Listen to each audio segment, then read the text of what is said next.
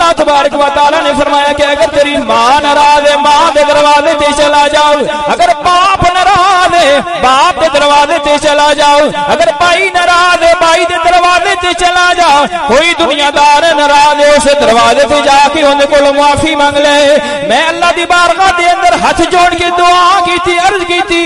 یا باری تعالی اے تے دنیا دار نے اے ناراض ہو جاوے نہ دے دروازے تے چلا جانا ہے، یا اللہ اگر تو قدرے ناراض ہو جاوے کوئی ایسا دروازہ ہوے جس دروازے تے جا کے اسی تینوں خوش کر لئیے۔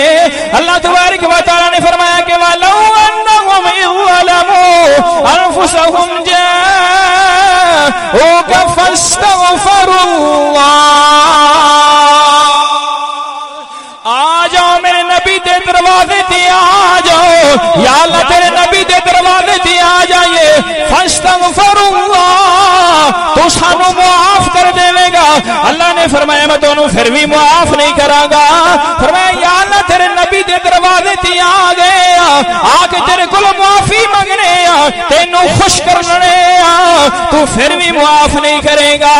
فرمایا واستغفر لهم الرسول، آگے میرے نبی دے دروازے اتے میرے کول معافی منگ لوے، میرا یار تیری سفارش کر دے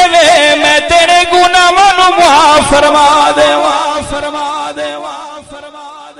میں تیرے سارے گناہاں نو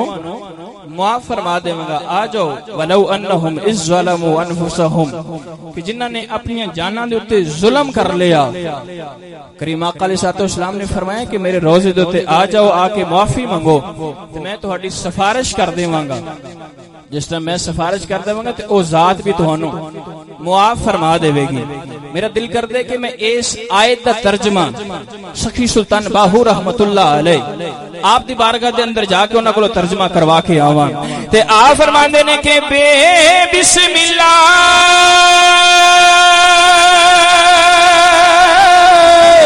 اے اس